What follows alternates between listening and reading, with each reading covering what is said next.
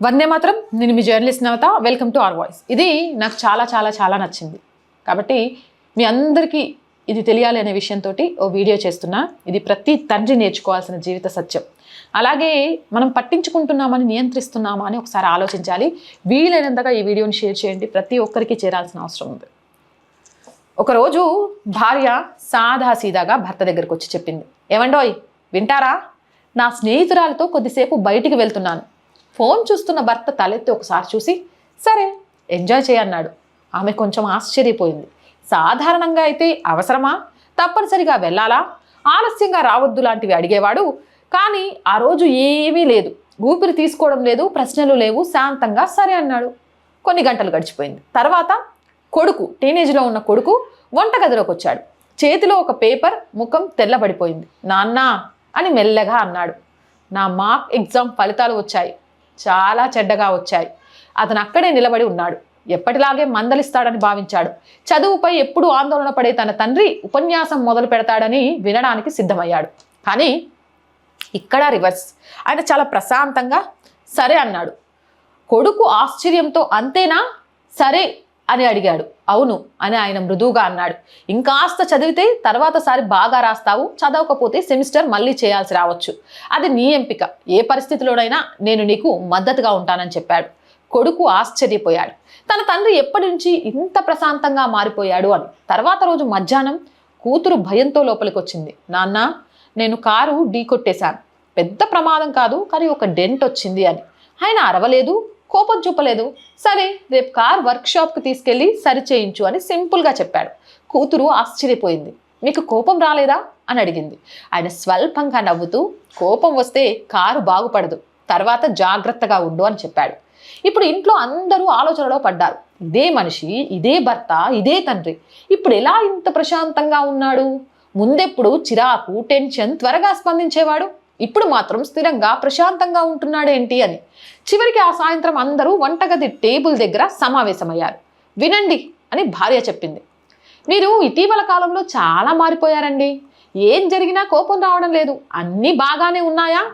ఆయన చిరునవ్వుతో, ఏమీ తప్పులేదు, అన్నీ సరిగానే ఉన్నాయి. నేను ఒక విషయం అర్థం చేసుకున్నాను అన్నాడు. అందరూ నిశ్శబ్దంగా విన్నారు.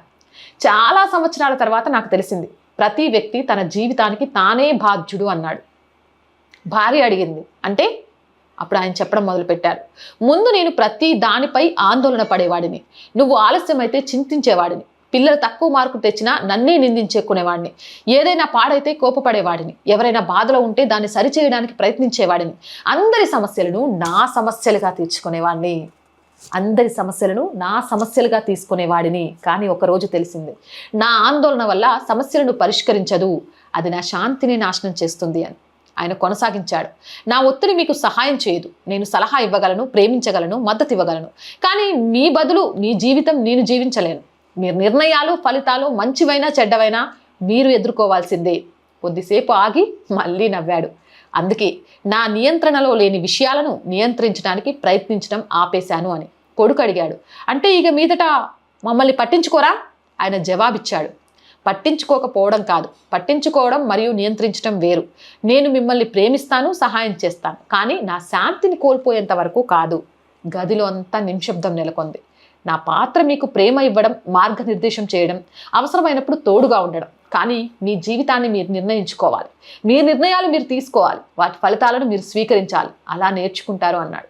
ఇప్పుడు ఏదైనా తప్పు జరిగినప్పుడు నేను నాకు చెప్పుకుంటాను, ఇది నేను సరిచేయాల్సిన విషయం కాదు, ప్రశాంతంగా ఉంటాను, మీరు నేర్చుకుంటారని నమ్ముతాను.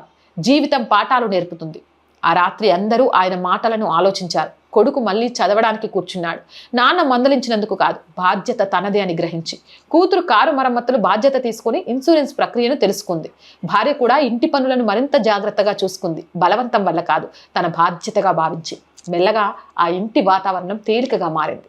ఎవరు భయంతో ప్రవర్తించడం లేదు, అర్థంతో ప్రవర్తించారు. ఎందుకంటే ఒక ఇంట్లో ఒక వ్యక్తి శాంతిని ఎంచుకుంటే అది అందరికీ వ్యాపిస్తుంది. ఒకరు నియంత్రణ వదిలేస్తే మిగతా వారు స్వయంగా తమను తాము నియంత్రించుకోవడం నేర్చుకుంటారు.